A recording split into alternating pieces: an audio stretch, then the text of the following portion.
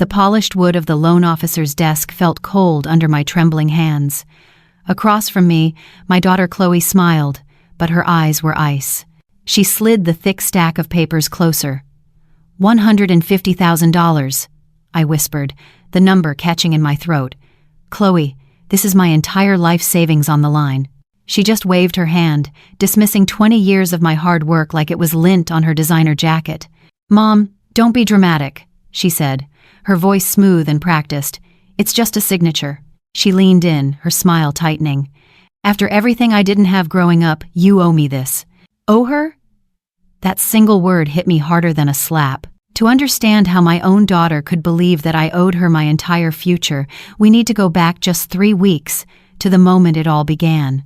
It all began, as so many things did with Chloe, over a ridiculously expensive cup of coffee. 3 weeks before that cold afternoon in the bank, she had texted me, not called, of course with a simple message. Mom, have to see you. Big news. Meet me at the Gilded Bean, 2 p.m. The Gilded Bean was one of those new places downtown where the chairs were designed more for Instagram than for human comfort. And the air smelled of burnt sugar and entitlement. The hiss of the chrome espresso machine was constant, a sound that, to me, just sounded like money evaporating into steam. I ordered a simple black coffee, which still cost more than the ingredients for a full pot roast, and sat at a tiny marble table, my sensible leather purse looking out of place next to all the trendy tote bags on the floor. Chloe naturally was 15 minutes late. She swept in, a whirlwind of perfume and confidence, her coat draped over her shoulders like a movie star. She didn't apologize.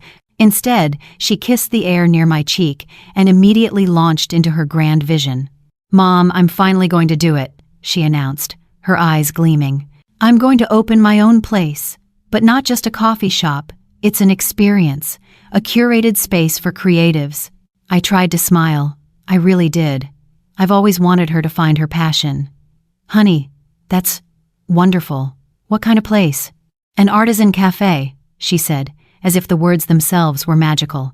Everything will be hyper-local, ethically sourced. We'll have deconstructed lattes, single-origin pour-overs, pastries from that little French place that has a 6-week waiting list. It's not just about the product, it's about the brand, the aesthetic. No. I listened, nodding along as she painted a picture of a business that sounded more like a modern art installation than a place that needed to, well, make money. I've worked in a school cafeteria for 25 years. I know about food costs. I know about margins and waste, and the brutal reality of what people are actually willing to pay for a sandwich.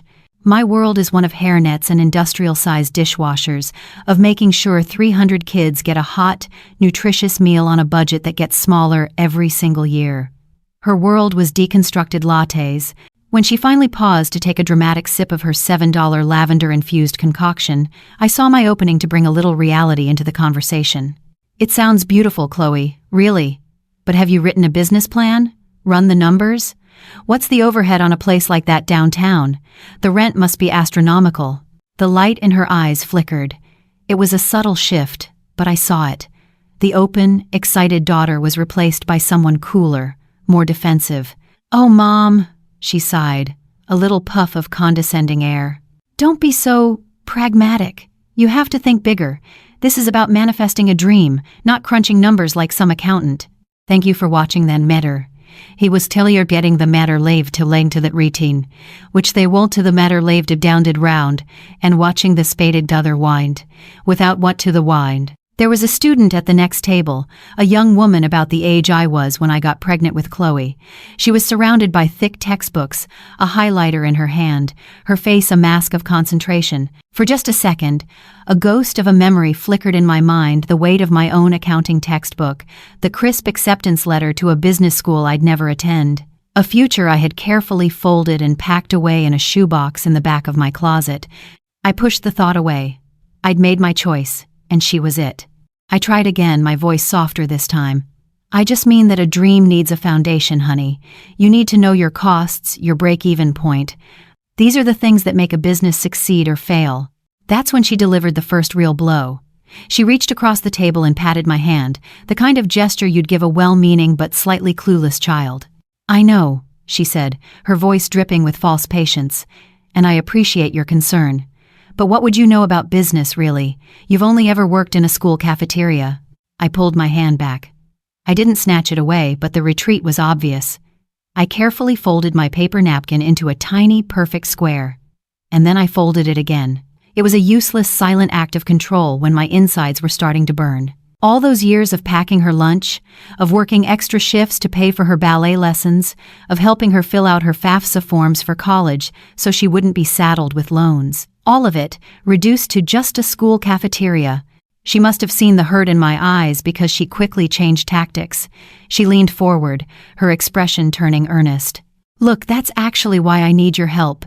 You've worked so hard your whole life. You've been so careful saving up. It's amazing. But what for? For it to just sit in some low-interest savings account? This is a chance for you to be a part of something big. Something real." I held my breath. "What kind of help are you talking about, Chloe?" She beamed, as if I had finally understood the brilliant secret of the universe. "I've found the perfect location. The bank has looked over my preliminary proposal. They're enthusiastic. They just need a little more security. A co-signer for the business loan." My heart started to beat a little faster. "How much of a loan are we talking about?" She said the number without flinching. $150,000. The number hung in the air between us, sucking all the oxygen out of the room. $150,000. It might as well have been $1 billion.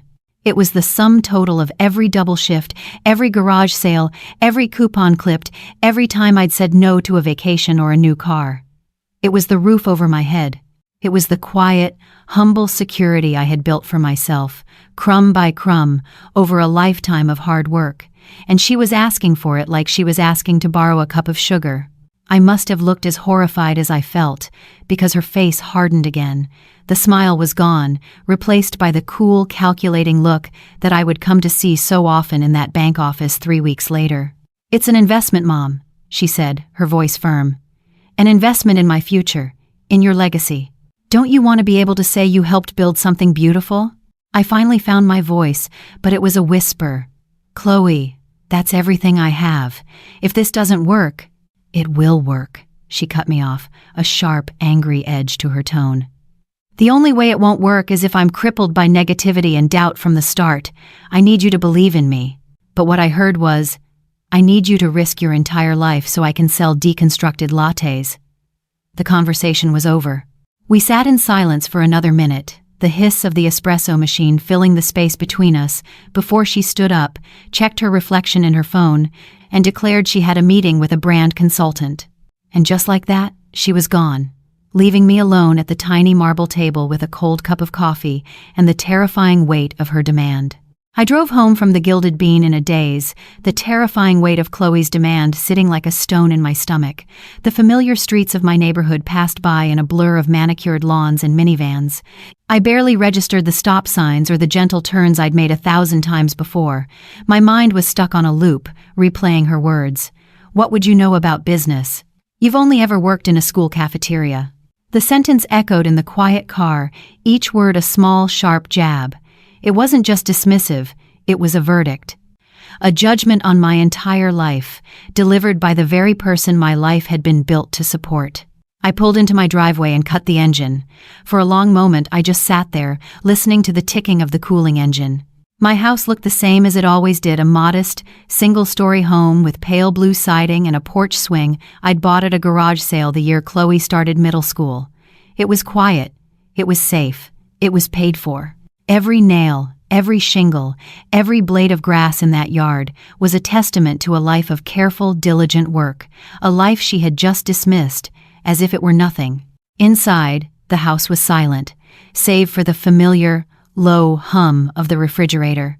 I dropped my keys in the ceramic bowl by the door, the one Chloe made in a pottery class in 7th grade, her lopsided C still visible under the glaze. I walked through the living room, my fingers trailing over the dusty frame of a photo on the mantelpiece. It was Chloe at age 5, a gap-toothed grin on her face, holding up a dandelion. Everywhere I looked, there were ghosts of the little girl I had raised, the one who thought I knew everything, On the wall leading to the hallway, there was still a faint scuff mark about 2 feet off the ground, a permanent reminder of the day she'd learned to ride her tricycle with wild, reckless abandon. Had I really become so small in her eyes since then? Her words followed me down the hall. "What would you know about business?" The question wasn't just an insult, it was a challenge to my very identity.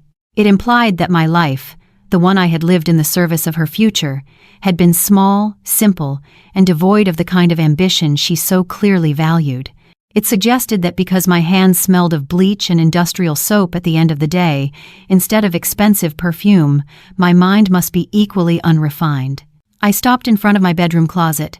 My hand hesitated on the cool brass knob before I pulled the door open.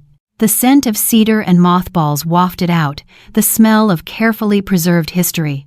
I reached up to the top shelf, my fingers searching behind a stack of old winter blankets, until they found the familiar cardboard edges of a shoebox. It was an old Converse box, the Red Star logo faded to a pale pink. I hadn't opened it in years, but I knew its contents by heart. I carried it to my bed and sat on the edge of the floral comforter. The lid made a soft sighing sound as I lifted it off. It wasn't a box of memories of Chloe. This box was just for me. It held the ghosts of a different life, the one I'd left behind. On top lay a student ID from a night class in bookkeeping I took at the local community college when Chloe was in elementary school. Beneath it were 2 heavy, serious-looking accounting textbooks, their pages filled with my neat, careful highlighting. And under them, protected in a crisp manila envelope, was the letter. Even after 26 years, the paper felt important. It was thick and creamy, with the kind of texture that announced its own expense. At the top, the university's crest was embossed in a deep, regal blue. The typewritten words were faded but clear. "Dear Miss Anna Kowalski, on behalf of the admissions committee for the School of Business, it is my great pleasure to inform you of your acceptance." I didn't need to read the rest. The words were etched into my memory. I traced the fold lines with my finger, the creases as sharp and permanent as the decision they represented. I could still feel the electric thrill I'd felt that day, sitting in the tiny kitchen of my first apartment. I was 28 years old, a waitress with a head for numbers and a fierce, burning desire to build something of my own. The letter wasn't just an acceptance, it was a ticket out, a promise of a different future. "We are pleased to offer you the Anderson Merit Scholarship for your incoming year, an award covering the full cost of tuition." Full tuition, the 2 most beautiful words in the English language. It was a chance to walk away from waitressing, from worrying about rent, from the feeling of being perpetually stuck. It was a chance to become the person I knew I was meant to be. I closed my eyes, and the memory washed over me, as vivid as if it were yesterday. The sunlight was streaming through my small apartment window, illuminating the dust motes dancing in the air. The scholarship letter lay on the table, and next to it lay another piece of paper, flimsy and small. It was a black and white photo from my first ultrasound. On it was a tiny, blurry, bean-shaped flicker of life. Chloe. The 2 papers represented 2 futures laid out before me. One was a path of intellectual challenge, of ambition realized, of financial independence earned through my own mind. The other was a path of sleepless nights, of scraped knees, of unwavering, unconditional love. A path of sacrifice. I remember picking up the ultrasound photo, my thumb stroking the glossy paper. In that grainy image, I saw a universe of possibilities that had nothing to do with balance sheets or profit margins. I saw a life that would be harder, messier, and infinitely more profound. I looked from the photo to the letter, from the promise of my future to the promise of hers. And in that quiet, sunlit kitchen, I made my choice. It wasn't a sad choice. It was a powerful one, a mother's choice. I took the scholarship letter, folded it precisely along its original creases, and slid it back into its envelope. I placed it in the shoebox, a silent burial for the woman I might have been. And then I picked up the ultrasound picture and taped it to my refrigerator, right where I could see it every single day.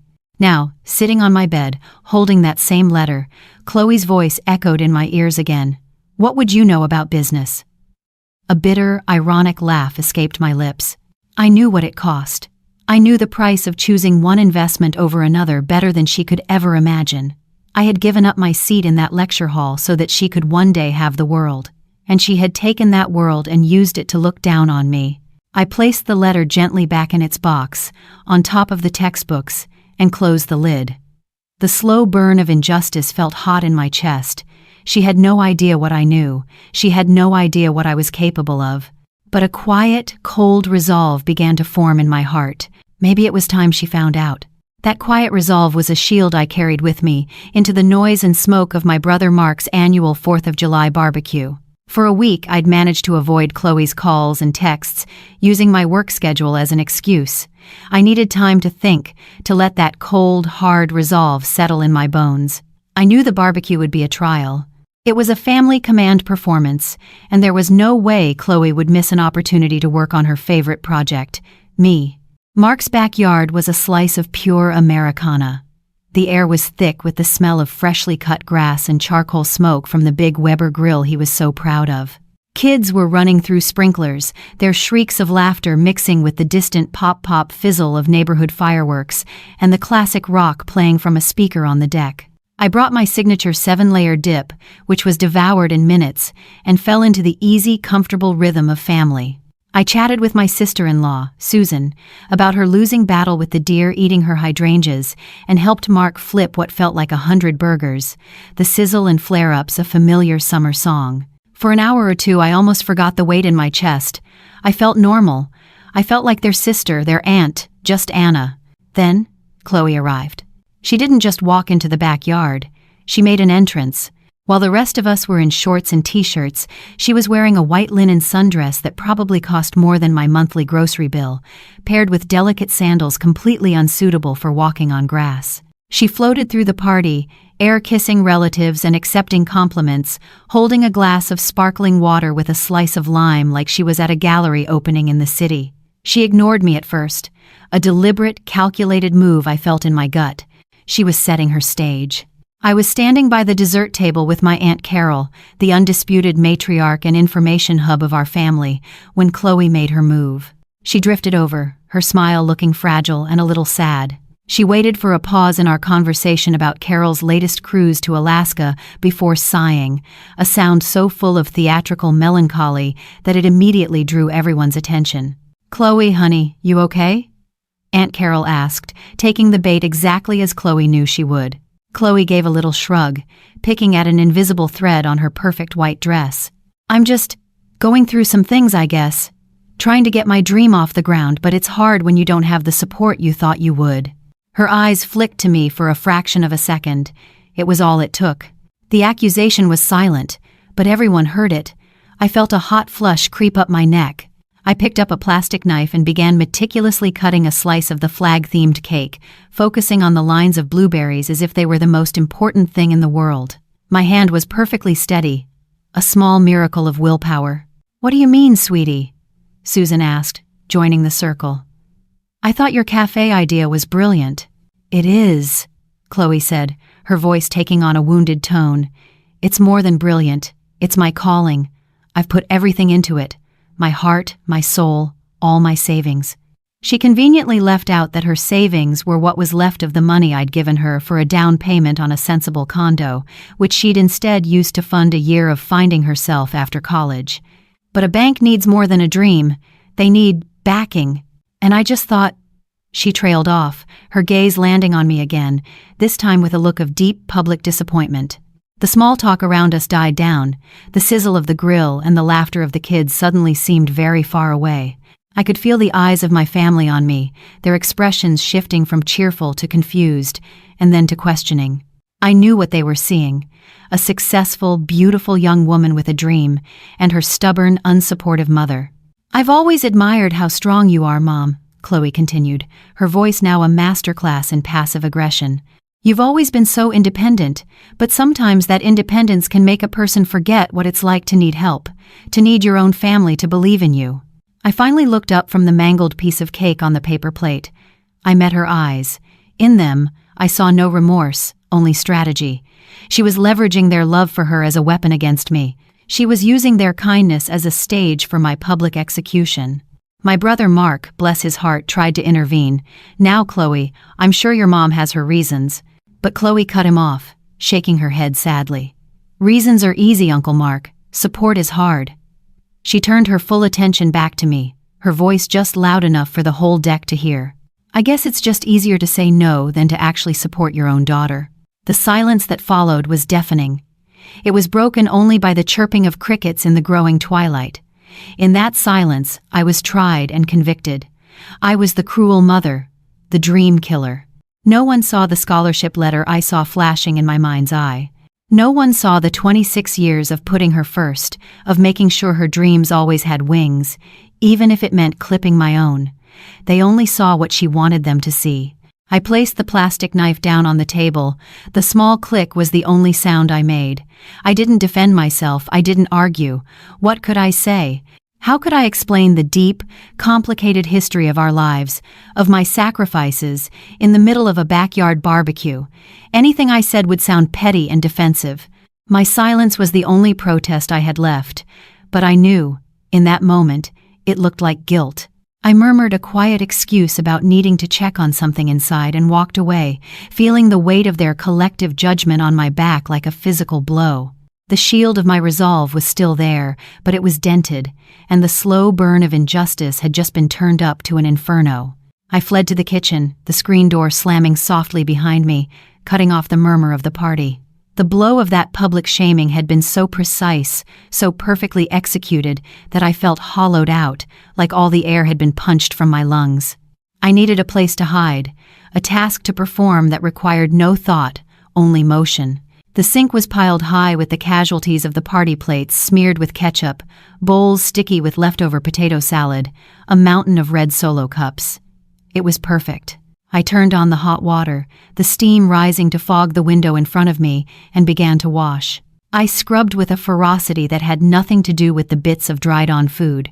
I scrubbed to drown out the memory of their faces, the pity in Aunt Carol's eyes, the judgment in my cousins. I scrubbed to forget the sound of Chloe's voice, so full of practiced victimhood. The clatter of plates and the rush of water were a shield, a wall of domestic noise I built around my raw, exposed heart. Outside, I could hear the party winding down, the cheerful goodbyes, the slamming of car doors, the gradual return of the night's natural sounds, the chirping of crickets, the rustle of leaves in the oak tree. The inferno in my chest, however, was still raging. The screen door creaked open and shut. I didn't have to look. I knew it was my brother Mark. I kept my back to him, my shoulders hunched over the sink, pretending to be utterly absorbed in my task. He didn't say anything. I heard him move around the kitchen, gathering stray cups and napkins.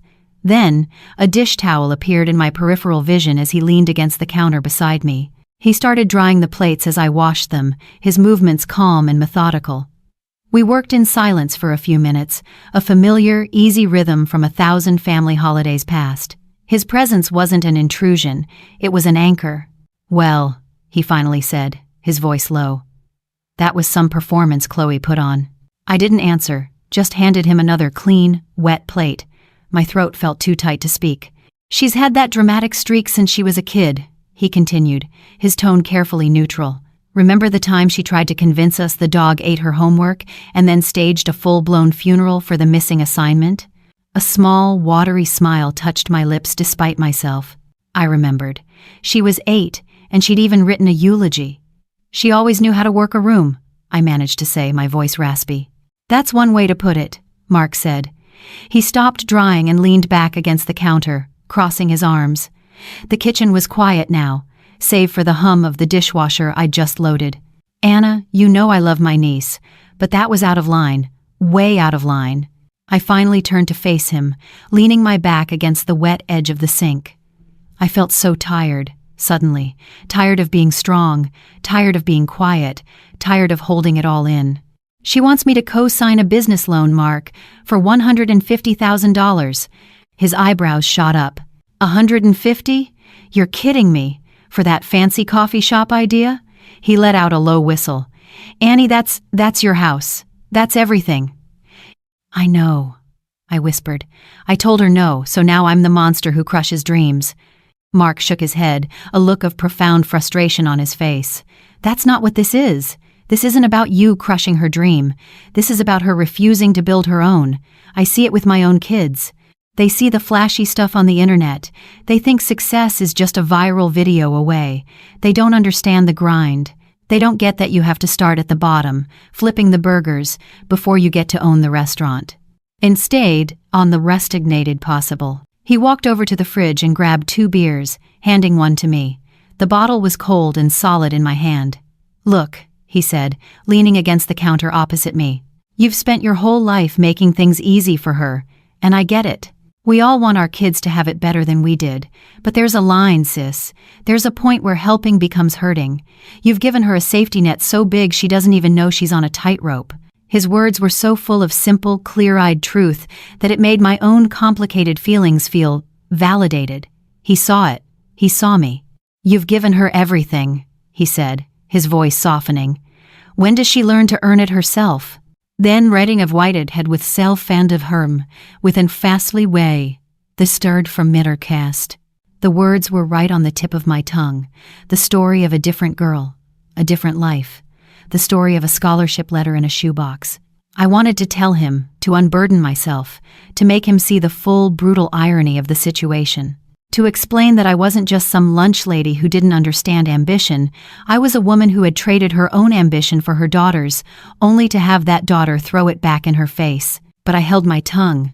Looking at my brother's kind, worried face, I realized something. Telling him wouldn't change anything. It would just make him sad for me, and I didn't want his pity. Pity was a weakness, a soft place. The part of me that was hurting wanted the comfort, but the part of me that was fighting, the part that was fueling that cold, hard resolve, knew that I had to do this alone. This wasn't his fight, it was mine. My secret wasn't a source of shame anymore.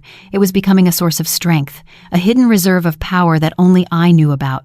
I took a long swallow of the beer. "You're right," I said, my voice steadier now. "The safety net is coming down." Mark studied my face for a long moment, and a slow smile spread across his. He saw the shift. He saw the steel hardening in my eyes. He didn't need to know the details. He just needed to know his sister was going to be okay. "Good," he said, raising his bottle and clinking it gently against mine. "It's about time." That feeling of solidarity with Mark was a welcome warmth, but it faded over the next few days, replaced by a tense, waiting silence. After the barbecue, Chloe went completely dark. No calls, no texts, no dramatic emails. A small, naive part of me hoped she was reflecting, maybe even feeling a sliver of remorse for her public performance. But the larger, more realistic part of me, the part that had been a mother for 25 years, knew better. Chloe wasn't reflecting. She was regrouping. She was planning her next assault. I just didn't realize it would be an ambush. The attack came on a quiet Saturday morning. I was at my kitchen table, a place of peaceful routine. The morning sun was streaming through the window, making the dust motes dance in the air. I had my reading glasses on, my old checkbook open, and a stack of bills neatly organized beside my coffee cup. It was my monthly ritual, a small ceremony of responsibility. Water bill, electricity, car insurance. I paid them on time, every time. It's how I was raised. Your name and your credit are the only 2 things you truly own in this world, my father used to say. I'd spent a lifetime keeping both of mine clean. My phone buzzed on the table, a short, sharp vibration against the wood. I glanced at it, expecting a message from my sister or a news alert. But the notification on the screen made the air freeze in my lungs. It was from my credit monitoring service, the one I'd signed up for years ago after a data breach at a department store. The logo was a cheerful, reassuring blue, a stark contrast to the ice-cold dread the message sent through me. "Credit-wise alert. We've detected a new inquiry on your TransUnion credit report." It's a strange feeling, that alert. It's impersonal, just a string of digital code, but it feels like a home alarm going off in the middle of the night. It means someone, somewhere, is knocking on your financial door. My heart started to thud against my ribs. I put my pen down, my hands suddenly unsteady. My first thought was a faceless thief, a scammer from some far-off country who'd gotten my information. I thought of the hassle, the phone calls, the fraud alerts I'd have to place. I never once thought of my own daughter. With a sense of rising panic, I unlocked my phone and opened the app. I fumbled with my password, my fingers suddenly feeling clumsy and thick. After a 2-factor authentication code was texted to me, the irony of which was not yet apparent I was in. The dashboard glowed with my FICO score, a number I had nurtured and protected for 30 years, a number that was a source of quiet, private pride. I navigated to the Inquiries tab, my breath held tight in my chest. And there it was. Not one, but three. 3 new hard inquiries, all dated the day before, Friday, October 3rd. The first was from a major national bank, the kind that bombards you with credit card offers in the mail. The second was from another one, a different household name. The third was from a high-end retail credit issuer. My mind raced, trying to make sense of it. It wasn't a car loan or a mortgage application. It was credit cards. 3 of them. It felt desperate, frantic, a smash-and-grab attempt on my good name. I stared at the screen, the coffee growing cold in the mug beside me. The room felt strangely quiet, the ticking of the clock on the wall growing louder and louder. Who would do this? Who would have my information? The application for a credit card isn't just a name and address. It's the whole story of your life in numbers. It's your social security number, the one I had to whisper to the nurse in the hospital the day I was born. It's your date of birth, your mother's maiden name, the kind of intimate details a stranger would have to work hard to steal. And then, like a camera lens slowly coming into focus, the fuzzy, confusing picture sharpened into something horrifyingly clear. The timing, less than a week after I'd said no at the barbecue. The desperation, 3 applications in one day, hoping one would stick.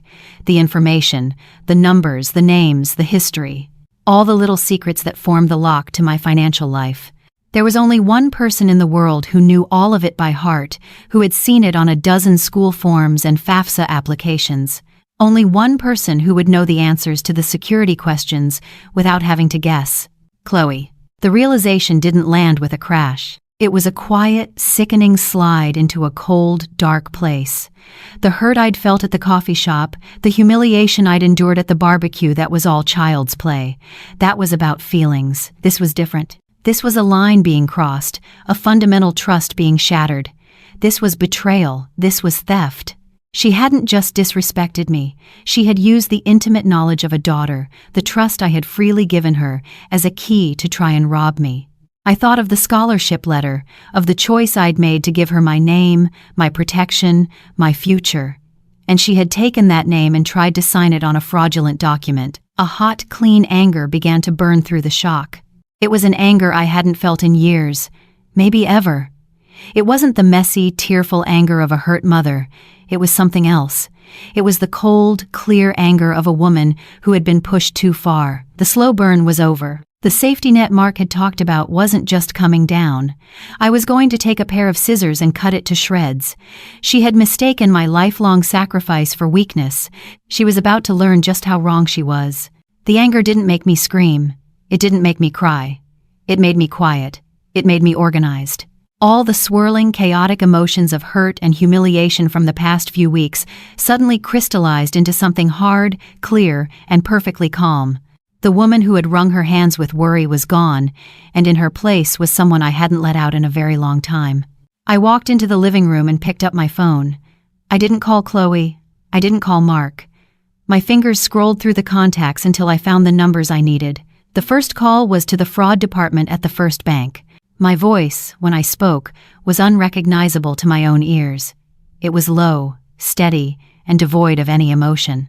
I used phrases like unauthorized inquiries, potential identity compromise, and please place an immediate freeze on my credit profile. There was no panic, only precision.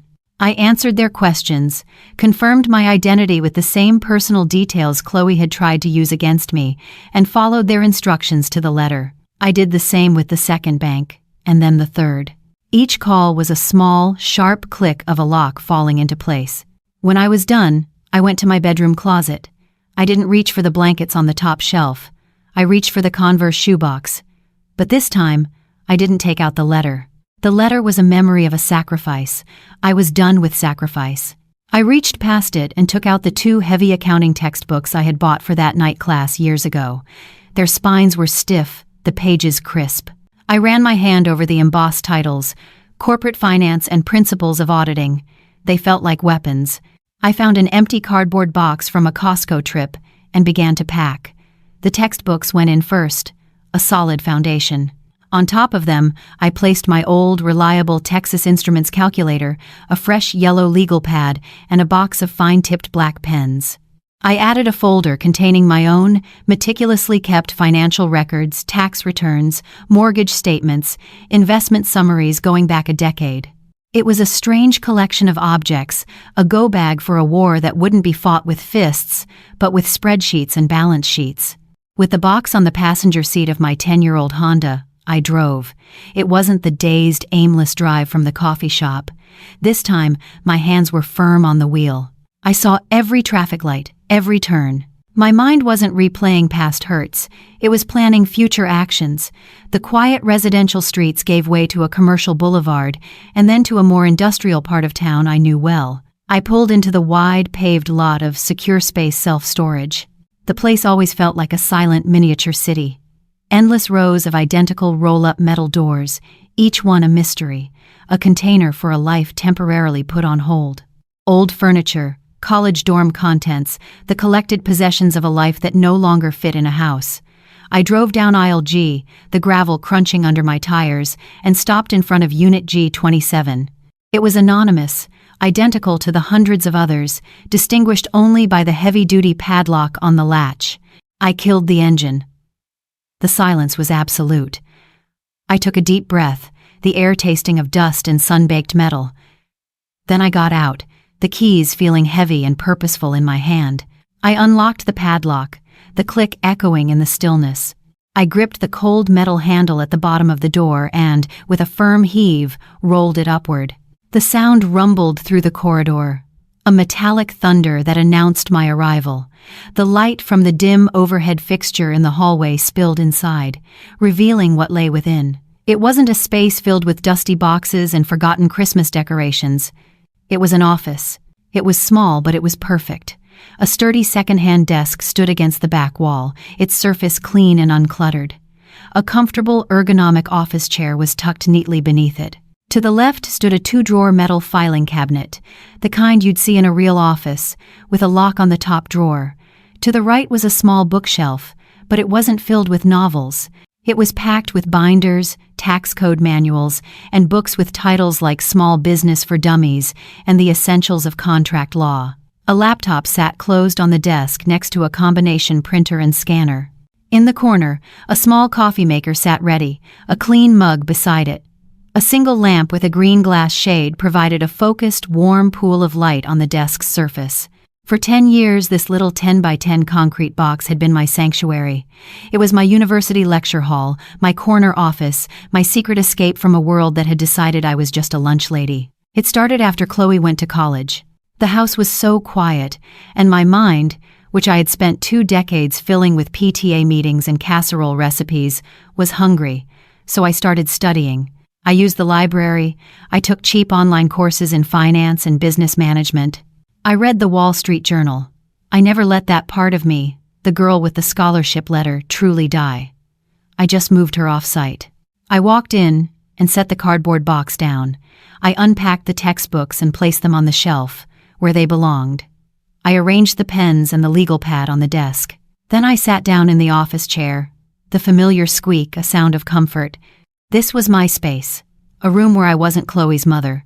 I was Anna Kowalski. Here, I didn't just understand business, I lived it.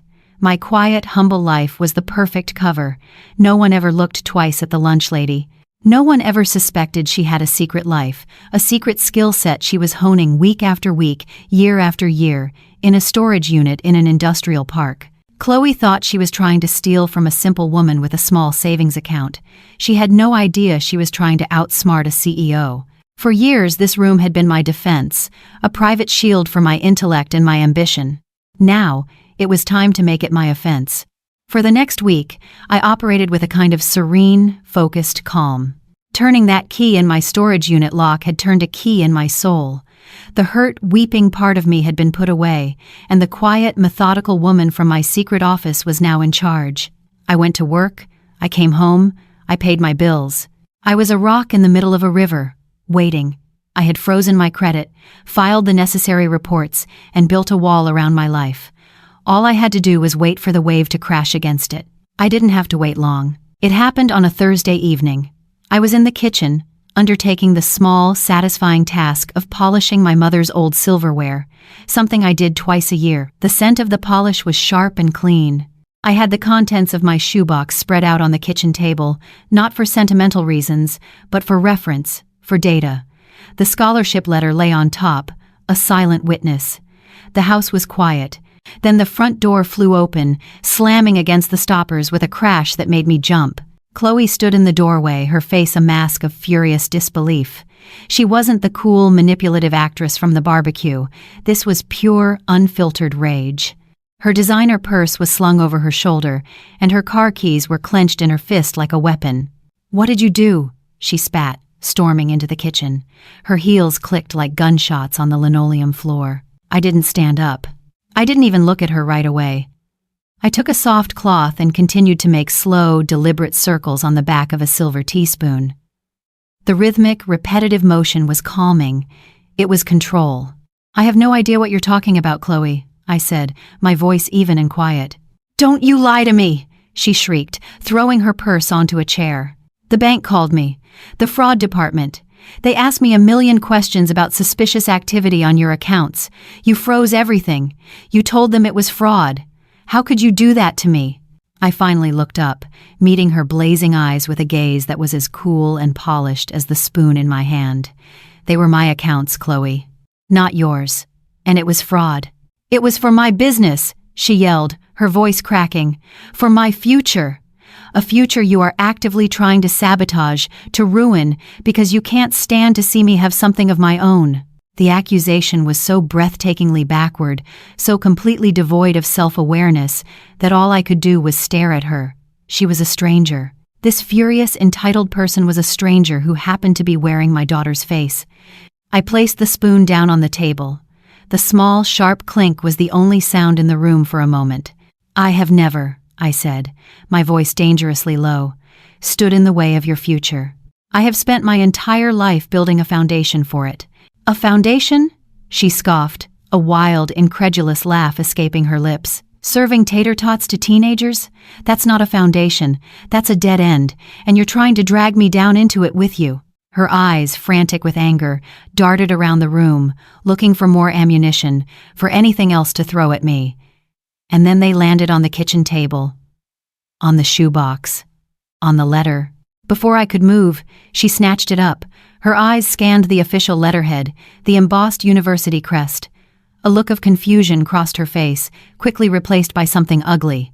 Scorn. She held the single piece of paper that represented 26 years of my secret history, the ghost of my other life, and she held it like it was a piece of trash. "What is this?" she sneered, waving the letter. "Wharton School of Business? Anderson Merit Scholarship?" She looked from the paper to me, a cruel, dismissive smirk spreading across her face. I said nothing. I just watched her. I felt strangely detached, like I was watching a scene in a movie. The final scene before the hero finally decides to fight back. "Oh my God," she laughed, a harsh, grating sound.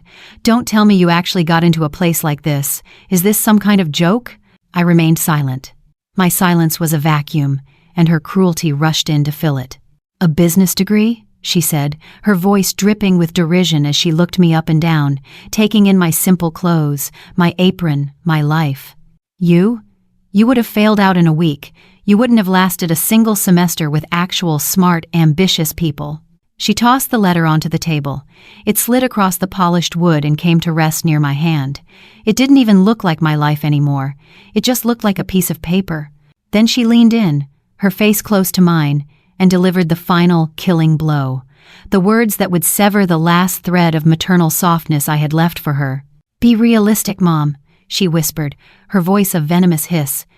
"You were born to serve lunch." And there it was. The period at the end of a long, painful sentence. She hadn't just insulted my intelligence. She hadn't just dismissed my sacrifice. She had taken the one dream I had ever had for myself, the one thing that was mine and mine alone, and declared me unworthy of it. She had passed judgment on a life she couldn't possibly comprehend. The fire in my chest from the barbecue, the cold shock from the credit alert, it all burned away, and in its place was a perfect, chilling calm. The wave had crashed, the rock was unmoved, and now the tide was about to turn. The tide turned. It wasn't a violent, crashing wave of anger. It was a quiet, deep, and irreversible shift, like the turning of the earth itself. The woman who had been hurt by those words, the mother who would have wept, was gone. In her place, something else clicked into position, something cold and clear and ready. I looked at my daughter, her face still twisted in a sneer of triumph, and I felt nothing but a profound and final sense of clarity. Slowly, deliberately, I stood up. I reached for the scholarship letter she had tossed on the table. My hands were perfectly steady. I didn't look at the words. I didn't need to. I knew what it represented. A choice. A sacrifice. A history she had just tried to weaponize against me. I smoothed out the creases she had made, folded it once, then twice, with meticulous care, and placed it back in its envelope. Then I put the envelope back in the shoebox and closed the lid with a soft, final click. I was putting that part of my life away, but this time, it wasn't a burial. It was a filing. Chloe watched me, a confused frown replacing her smirk. She expected tears. She expected a fight. She had no idea what to do with my silence. I walked over to the counter where my sensible leather purse sat. I opened it, took out my wallet, and from a slot behind my driver's license, I pulled out a crisp, cream-colored business card. I walked back to the table and slid it across the polished wood. It came to a stop right in front of her. She glanced down at it, then up at me. Her eyes narrowed in suspicion. "What is this?" "Read it," I said. My voice was calm. It was the voice I used on the phone with the fraud department. She picked it up, holding it by the very edge as if it were contaminated. She read the words aloud, her tone dripping with mockery. "Anna Green, founder and CEO." She paused, then let out a short, sharp laugh. "Lunch Lady Accounting, LLC? Is this a joke? Did you get these printed at the mall?" "It's not a joke," I said. I watched as her mind tried to process it, the gears turning behind her eyes, unable to make the pieces fit. The confident, cruel expression on her face began to falter, replaced by a flicker of genuine confusion. "I started it 10 years ago," I continued, my voice level and matter of fact. "Right after you went off to college. I work out of a small office I rent, very discreet, very professional." "An office?" she stammered. You don't have an office." "I do," I said. "My clients are mostly small business owners, plumbers, electricians, landscapers, people who are good at their trade but not so good with their books. And, for the last 5 years, I've developed a specialty." I paused, letting the weight of my next words settle in the quiet room. "Restaurants, bakeries, cafes." The color began to drain from her face. The mocking smile was completely gone now, replaced by a slack-jawed expression of dawning disbelief.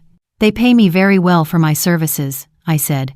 "Apparently my dead-end life skills are in high demand." She just stared at me, shaking her head slightly, as if trying to wake up from a bizarre dream. "No," she whispered. "No, you're lying." "Am I?" I walked over to the counter and picked up the thick, glossy folder she had brought over weeks ago, her business plan. I had asked to see it, and she had given it to me with a condescending smile, as if I were a child asking to see a grown-up's work. "I read your plan, Chloe. All 32 pages of curated aesthetics and deconstructed lattes." I opened the folder on the table. "And as a professional consultant who specializes in this exact market, I can tell you it's one of the worst proposals I have ever seen." "You don't know what you're talking about," she said, but the words had no conviction. They were a weak protest, the last gasp of her delusion. "Don't I?" I tapped a page with my finger. "Let's start with your overhead projections. They're a fantasy. You budgeted for rent and inventory, but you completely ignored payroll taxes, liability insurance, workers' comp, and a dozen other state and federal requirements. Your staffing model is unsustainable. You'd be paying overtime within the first month. Your profit margin is based on a customer volume that a cafe twice your size in a prime Manhattan location would struggle to achieve. And you have absolutely no contingency fund for spoilage, equipment failure, or the first 3 months of operating at a loss, which, I assure you, you would have been." I closed the folder.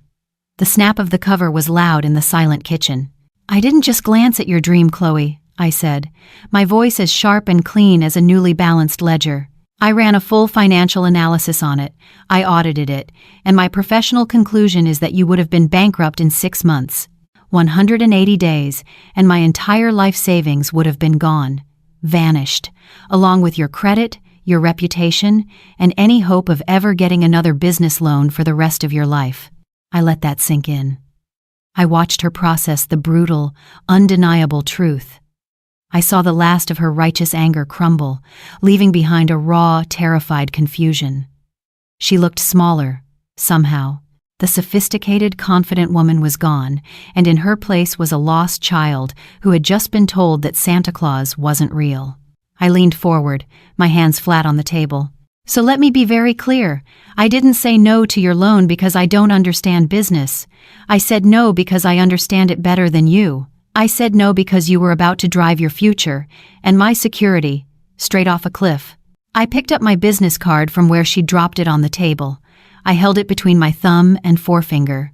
I didn't co-sign that loan because I was crushing your dream, I said, my voice softening for the first time, not with pity, but with a final, painful truth. I did it because I'm your mother, and it was the last thing I had left to protect you from yourself.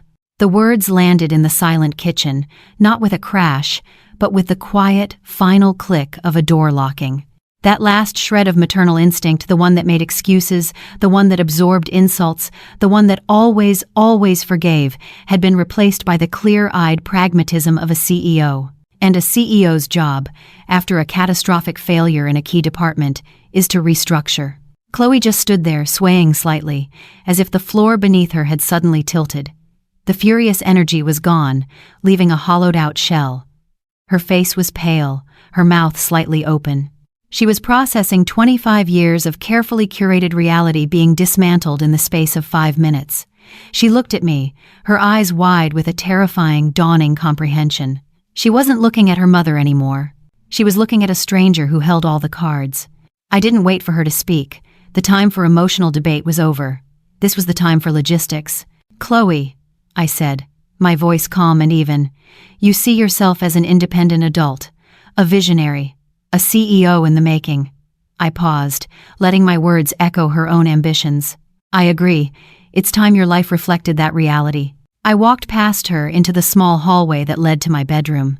There's a little desk there where I keep important papers. I pulled open the top drawer and took out a file folder. It was thin, but its contents were heavy. I walked back into the kitchen where Chloe stood, frozen in the same spot, and laid the first document on the table in front of her. It was a copy of the lease agreement for her trendy downtown apartment. This, I said, tapping the signature line at the bottom, is the lease. My name is on it. My credit score is securing it, and I am the one who pays the $2,000 in rent every single month. She stared at the paper as if it were written in a foreign language. Mom, wait. The lease is up for renewal on the 1st of next month, I continued, ignoring her plea. Today is the 5th. That means I am required to give 30 days' notice if I do not intend to renew.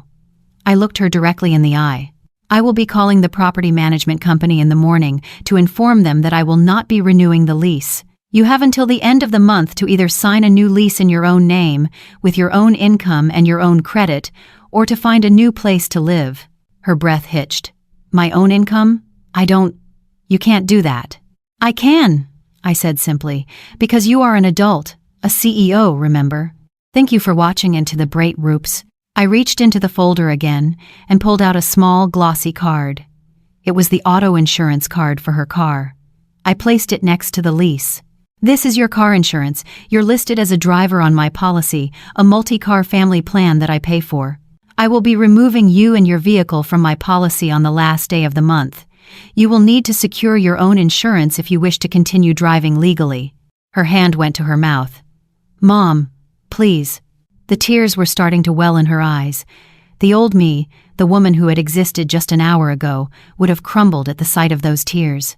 The old me would have rushed to comfort her, to reassure her, to take all the hard things away. But I knew, with the certainty of a well-executed audit, that my comfort was the very thing that had poisoned her. My softness was the disease. This cold, hard reality was the only cure. I was no longer building her a foundation. I was simply showing her where the ground was. I reached into the folder a final time and pulled out the most recent cell phone bill. I laid it on the table.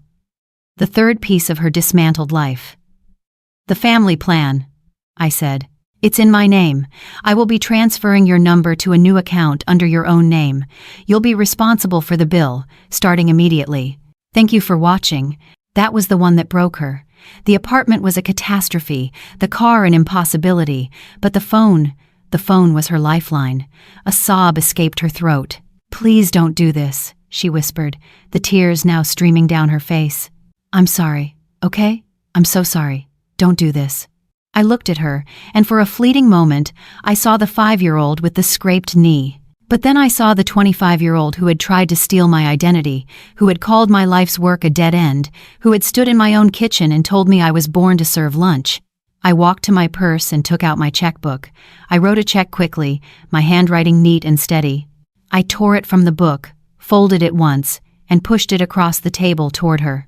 She looked at it, confused. "What's that?" "It's a severance package," I said. "It's for $5,000. It should be enough for a security deposit and the first month's rent on an apartment you can actually afford, provided you get a job immediately.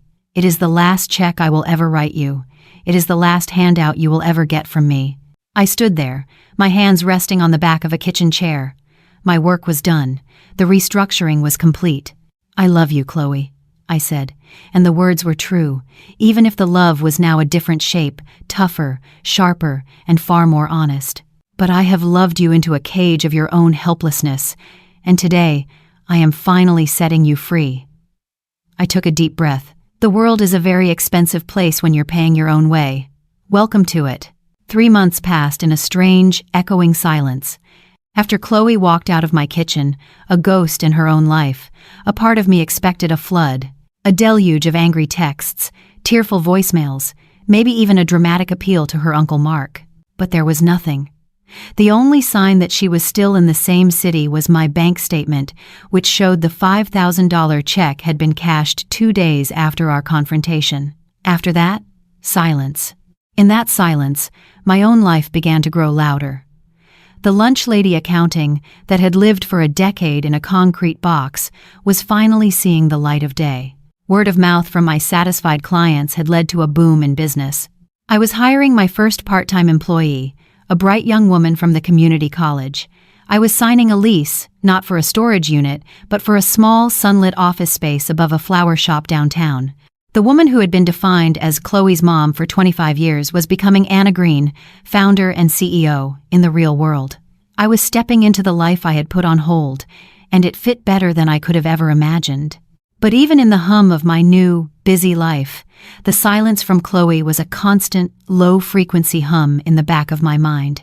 It wasn't guilt I felt, but a deep, aching curiosity. Had she landed on her feet, or had she crashed and burned? The mother in me, the one I could never fully bury, needed to know. I didn't call. I didn't text. That would have broken the terms of our new reality. Instead, I called my brother. I didn't ask about Chloe directly. I asked about his kids, about Susan's garden, and then, as casually as I could, I asked if he'd been to that old-fashioned diner on the east side, the corner booth, lately. He said he had, and that the service was a little slow, but the coffee was decent. He also mentioned, just as I'd hoped he would, that he was surprised to see his niece Chloe working there. The next afternoon, I drove to the east side, a part of town with fewer artisan cafes and more payday loan shops. The corner booth was exactly what it sounded like, a classic American diner with worn red vinyl seats and a long formica counter lined with chrome stools. The air smelled of frying bacon and coffee that had been on the burner a little too long. It was the polar opposite of the gilded bean. It was real. I slid into a booth in the back, one that gave me a clear view of the whole room, and picked up a menu, its plastic cover sticky to the touch. And then I saw her. It was Chloe, but a version of her I had never seen before. The designer dress was gone, replaced by a drab, brown polyester uniform that fit poorly. Her hair, usually so perfectly styled, was pulled back in a simple, severe ponytail, a few stray strands plastered to her forehead with sweat. Her face was pale and tired, with faint purple smudges under her eyes that her minimal makeup couldn't hide. And tied around her waist was a white apron, stained with faint smudges of ketchup and coffee. She moved with a kind of exhausted, mechanical efficiency. She wasn't a good waitress, she was clumsy, a little forgetful, and she didn't have the easy, practiced smile of a seasoned pro. But she was working. I watched her refill a trucker's coffee cup, her movements careful so as not to spill. I saw her take an order from a family with loud, messy kids, her pen clutched in her hand, repeating the order back to make sure she got it right. A man at the counter, who looked like he'd been sitting there for hours, called out to her, "Hey, sweetheart, this burger's cold." I held my breath. The Chloe I knew would have dissolved. She would have seen it as a personal insult, a commentary on her worth. She would have either burst into tears or snapped back with some condescending remark. But this Chloe didn't do either of those things. She walked over to the man, looked at the half-eaten burger, and just nodded. "I'm so sorry about that, sir," she said, her voice flat with exhaustion. "Let me get you a fresh one right away." She took the plate, her shoulders slumping just a little, and carried it back to the kitchen window, her face a blank mask of resignation. I sat there, hidden behind my menu, and felt a strange, painful lump form in my throat. It was awful to watch. And it was the most beautiful thing I had ever seen. She was learning. In this greasy spoon diner, surrounded by the clatter of plates and the smell of bleach, my daughter was finally learning the hardest and most important lesson of all, that the world did not revolve around her. She was learning that when things go wrong, you don't get to cry or make excuses, you just have to fix it. Later, as I was getting ready to leave, I saw her manager, a stout woman with a permanently tired expression, hand Chloe a small, thin envelope. Her paycheck. Chloe took it without a word and slipped it into the pocket of her apron. But as she walked past my booth to deliver a glass of water, I saw her hand stray to that pocket, her fingers pressing against the thin paper envelope inside. It was a small, unconscious gesture, but it spoke volumes. She was touching her survival. Not a gift, not a handout, but a few $100s that she had earned, hour by grueling hour. She was holding the true cost of her own independence. I knew I couldn't stay. I couldn't let her see me. This new, fragile reality was hers, and my presence would only contaminate it, turn it into another performance for my benefit. This lesson had to be learned in private to be real. I waited until she was busy at the other end of a long counter. Then I stood up. I pulled a $20 bill from my wallet and left it on the table to cover my $3 coffee. It wasn't a handout from a mother. It was a tip, a sign of respect from one working woman to another. As I slipped out the door, the little bell above it jingling softly, I took one last look back. I saw my daughter, wiping down a sticky table, her back straight, her movements tired but purposeful. She was wearing an apron, just like I did every day at my own job, and for the first time in a very long time, I felt a flicker of hope. She wasn't a CEO, she wasn't a visionary, she was a waitress in a diner, and she was finally on her way to becoming a success.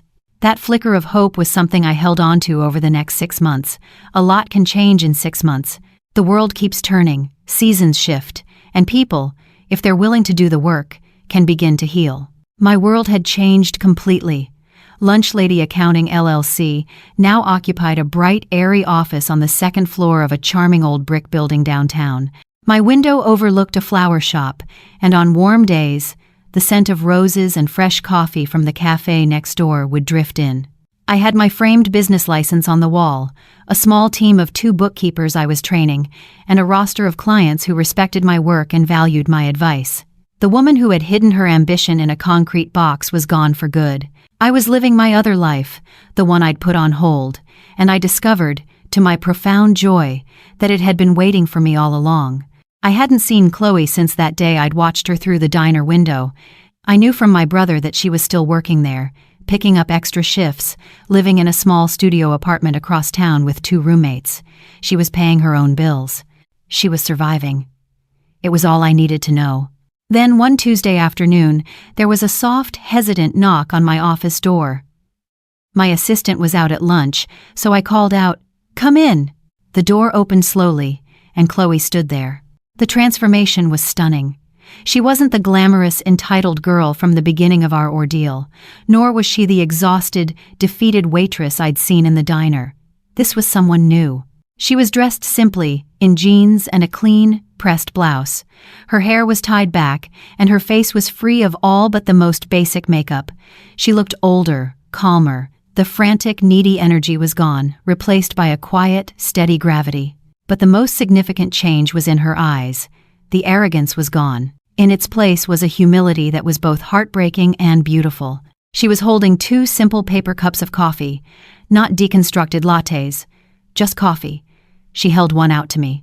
"I was nearby," she said, her voice quiet. "I thought you might like one." It was a peace offering, a symbol so much more powerful than words. I took the cup, my fingers brushing against hers. "Thank you, Chloe," I said. "Come in, sit down." She sat in the chair opposite my desk, the client chair perching on the edge, as if she wasn't sure she was allowed to be there. We talked for a few minutes about small things, the weather, her Uncle Mark's new obsession with pickleball. It was stilted and awkward, the careful conversation of 2 strangers learning to talk to each other again. Then, she reached into the canvas tote bag at her feet and pulled out a thin folder. It wasn't a glossy, professionally bound monstrosity like her last one. It was a simple, 2-pocket paper folder. She slid it across my desk, the same desk where I now advised clients on their own futures. "I know you're busy," she started, her eyes fixed on the folder, unable to meet mine. "And I'm not here to ask for anything. Not money, I mean. I'm not asking for money ever again." She took a deep breath. "But I've been working on something. In my spare time. I've been saving almost every dollar I make at the diner. It's not much, but it's a start." I opened the folder. Inside were 2 pages, neatly typed. At the top it said, "Seize Cart, a mobile coffee service. Phase 1 business plan." I read it. It was a plan not for an artisan temple of coffee, but for a small, second-hand coffee cart she'd found for sale online. The budget was brutally realistic. The projected income was modest. She had researched the costs of city permits, of liability insurance, of paper cups from a wholesale supplier. She had calculated her break-even point based on selling 65 cups of coffee a day. It was small, it was humble, it was smart. And it was all hers. I looked up from the pages and saw her watching me, her expression a mixture of terror and hope. This was the real test, not of her, but of me. Could I finally see the woman she was becoming, instead of the girl she had been? In her new, realistic plan, I saw the ghost of my own ambition. I saw the girl with the scholarship letter, the one who just wanted a chance to build something of her own. Chloe had been stripped of everything, sent back to zero. And from that place of nothing, she had started to build, not with my money or my credit, but with her own 2 hands, with tired feet and long hours. She had finally learned the value of earning it. "I was wondering," she said, her voice barely a whisper, "if you had time, if you would look this over for me. As a consultant, I can pay you for your time, of course." She was asking for my expertise, my knowledge, the very thing she had mocked and belittled. It was the most profound apology she could have ever offered. I looked at her, my daughter, my new potential client, and I smiled. A real, warm smile, with no reservations. "Okay, Chloe," I said, picking up a pen from my desk and tapping a line item on her budget. "Let's talk about your liability insurance. I think we can find you a better rate." The relief that washed over her face was a sight I will treasure for the rest of my life. The wall between us, built over years of misunderstanding and entitlement, finally came down. Our relationship wasn't what it was before. It was something new, something better. It had been reforged in the fires of a hard truth, and it was now built on a foundation of mutual respect. I learned that sometimes the greatest act of love isn't to give your children a safety net, but to finally have the courage to take it away. I had to let my daughter fall so she could learn how to fly. And I had to reclaim my own life, the one I'd packed away in a shoebox, to show her what a strong woman really looks like. So let me ask you, if life handed you a brand new, unwritten page, would you have the courage to turn to it? If this story resonated with you, let us know your thoughts in the comments below.